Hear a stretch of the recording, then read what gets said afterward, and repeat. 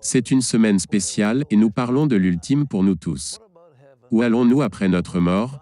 Qu'en est-il du ciel? Qu'en est-il de l'enfer? Que dit la Bible?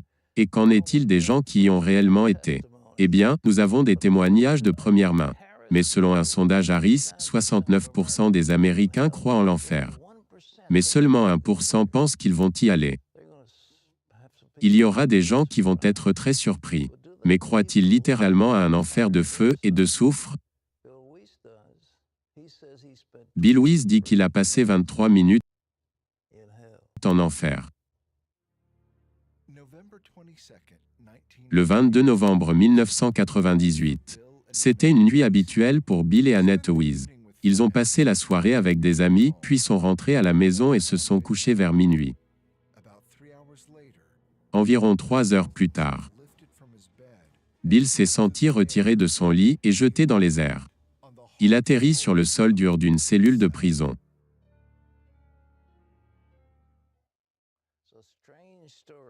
Une histoire étrange qu'il raconte dans un livre intitulé « 23 questions sur l'enfer » et aussi 23 minutes en enfer. Bill Wiese est ici avec nous. Bill, c'est bien de t'avoir. C'est un honneur d'être avec vous. Tu es plus beaucoup qu'un membre nominal de l'Église, tu es plus qu'un simple membre. Tu y consacres du temps. Pendant 41 ans, j'ai été impliqué dans le ministère des Églises. Avant que cette chose ne t'arrive. Tu dormais? Oui. Nous sommes allés à une réunion de prière. Revenu à la maison, comme toute autre nuit normale. Et je me suis levé à 3 heures du matin pour prendre un verre d'eau. Et tout à coup j'ai été retiré de mon corps. Comme être aspiré hors de votre corps. Et je me suis retrouvé tombant dans les airs. Et j'ai atterri dans cette cellule de prison réelle, en enfer. Mur taillé, rugueux. Prison sale, avec barre puante, comme un cachot. C'était une expérience hors du corps, c'était une vision. Ok. Je n'en ai jamais eu de telle avant, d'aucune manière. C'était en fait une cellule de prison, et il y avait de ces créatures démoniaques dans cette cellule. Oh, comme? Avec des apparences de reptiles, avec des bosses et des écailles sur tout leur corps. 2 en particulier mesuraient environ 3 ou 4 mètres de haut. J'ai des références bibliques écritures pour ça, mais... Cela ressemblait-il à ce que tu as déjà vu en photo? Oui, il y a des représentations qui sont assez précises. L'une d'elles est dans le témoignage de Kenneth Hagin que l'église de Joe Austin a montré, au sujet d'un démon qu'il a vu. Qu'est-ce qu'ils t'ont fait? Où ont-ils fait? Premièrement, ils blasphémaient et maudissaient Dieu, et avaient une haine extrême pour Dieu.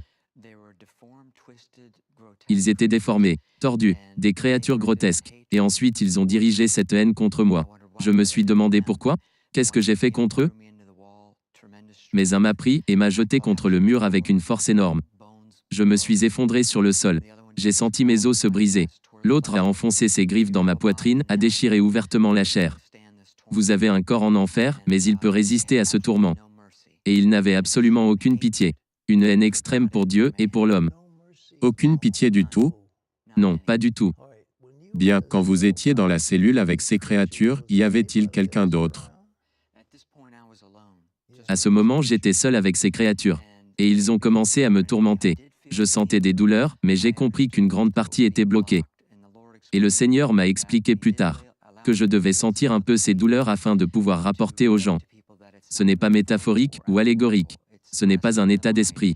C'est littéralement une vraie douleur que tu vas ressentir en enfer. Qu'en est-il de l'étang de feu?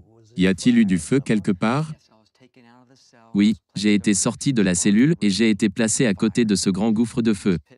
Ce gouffre n'était pas l'étang de feu dont parle Apocalypse chapitre 20, versets 13 à 15. Mais l'enfer actuel. Et ce gouffre était comme un énorme capuchon, un trou dans le sol, avec des flammes faisant rage très haut dans cette caverne ouverte.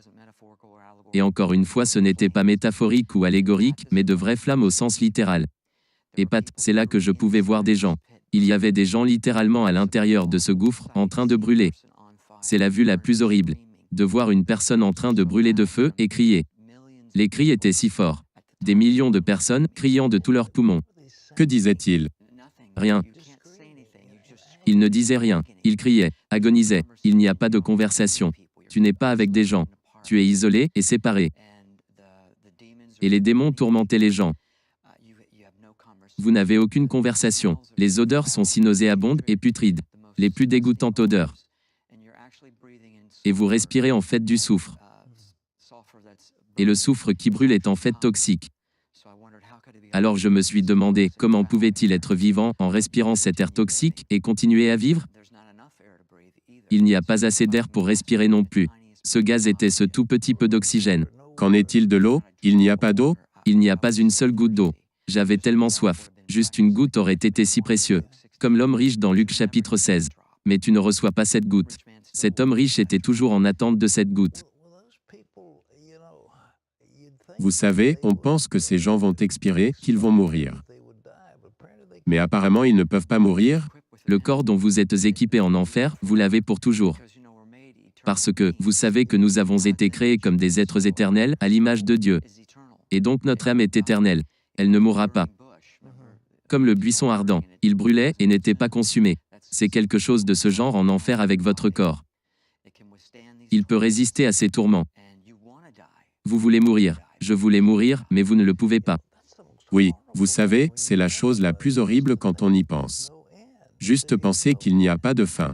Qu'il n'y a pas de fin. Bien Pat, c'est la partie la plus horrible. Quand j'ai compris que je n'en sortirai jamais, jamais, et de savoir que tu seras là pour l'éternité, sans espoir.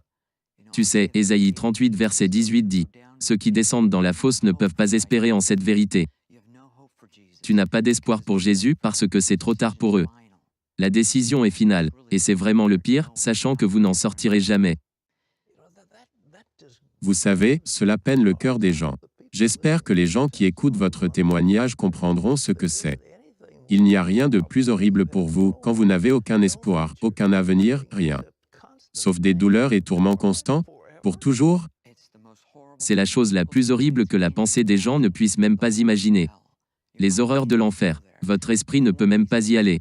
Une seule de ces choses vous tuerait. Et l'obscurité, j'ai pu voir un tout petit peu à travers les flammes. Mais l'obscurité est juste consumante. Même un peu de la lumière des flammes est si sombre que vous pouvez réellement sentir l'obscurité. Exode 10 verset 21 parle d'une obscurité qui peut être touchée. Donc ce n'est pas une exagération. Parce qu'il y a tellement de mal et de méchanceté dans cet endroit. Il n'y a aucun amour d'aucune sorte. Vous comprenez que vous n'allez jamais être sauvé. Il n'y a pas d'ange pour vous protéger.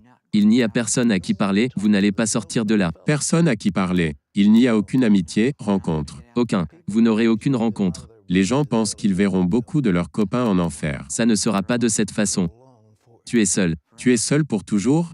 Pour toujours. Et c'est pourquoi les gens ont besoin de savoir à quel point c'est important la décision que nous prenons dans la vie-ci. Vous savez que nous servons un Dieu aimant. Il ne veut pas qu'aucun aille dans cet endroit, qui a été fait pour le diable et ses anges, non pas pour l'homme. Mais l'homme y ira parce que Dieu aime tellement l'homme qu'il lui a donné la pleine liberté de choisir. Vous savez ce qu'il a dit, tes propres paroles te condamneront. As-tu finalement crié à Jésus?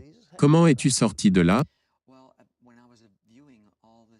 Bien, quand je regardais tout ce tourment et les gens qui brûlaient dans le feu, j'ai commencé à être soulevé à travers ce tunnel. Et c'est là que cette lumière brillante est apparue. Soudainement il eut cette lumière brillante. Je savais immédiatement qui c'était. Je n'ai pas vu son visage, mais j'ai vu le contour d'un homme, debout dans cette lumière sainte pure.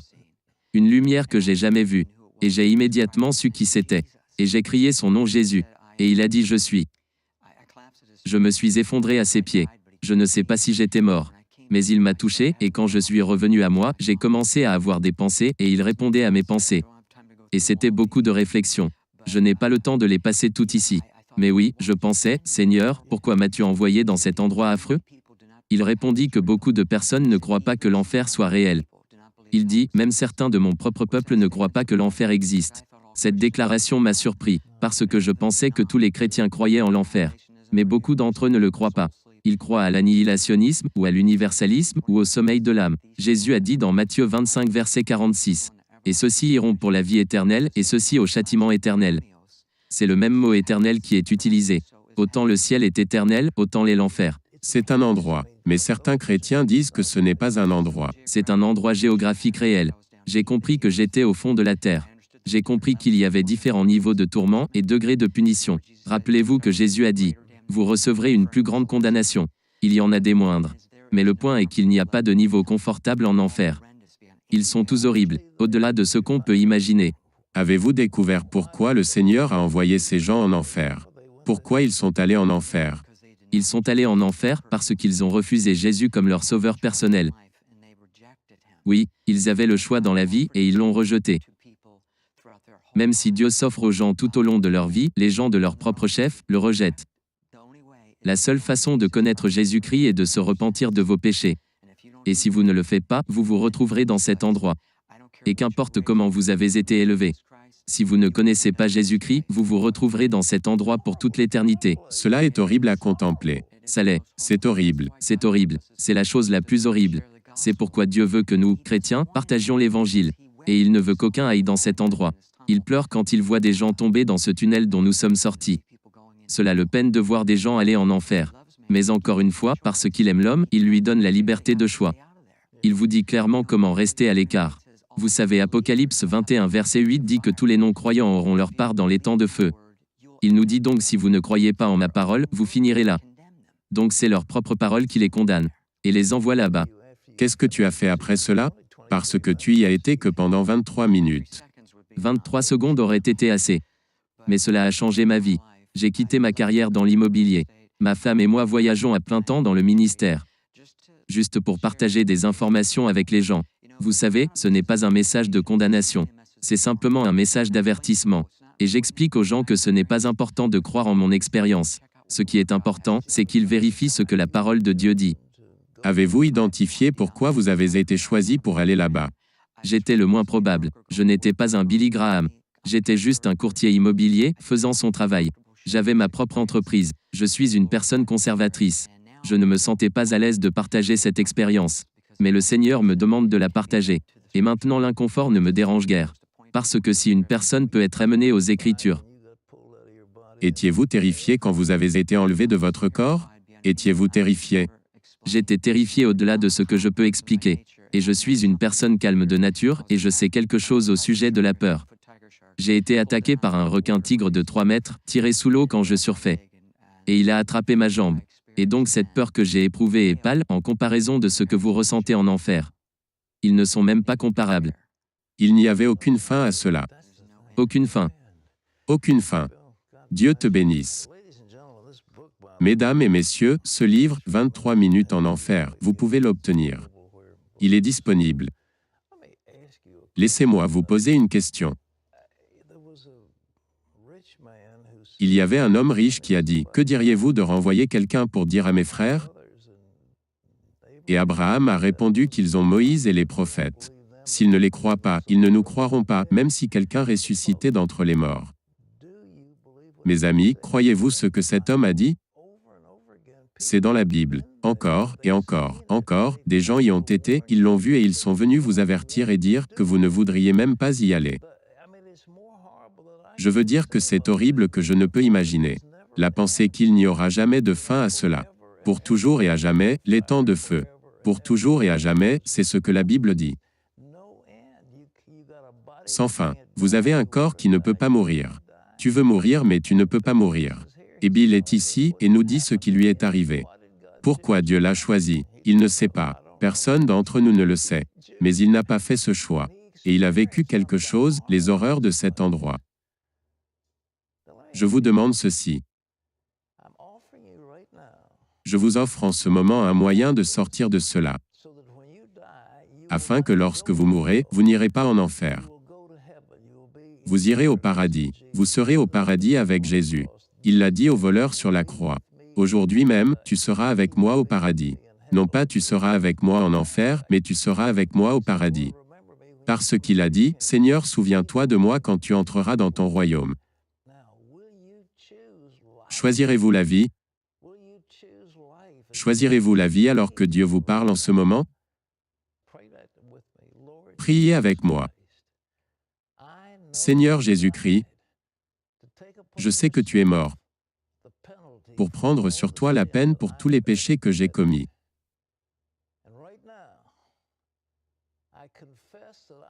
Et maintenant, je confesse que je crois que tu es mort pour moi, selon les Écritures. Et donc je te demande, viens dans mon cœur, prends le contrôle de ma vie. Vis ta vie pour moi et en moi. Et à partir de ce moment, Seigneur, je suis à toi. Merci de ce que tu as entendu ma prière. Et merci de venir dans mon cœur. Merci Seigneur.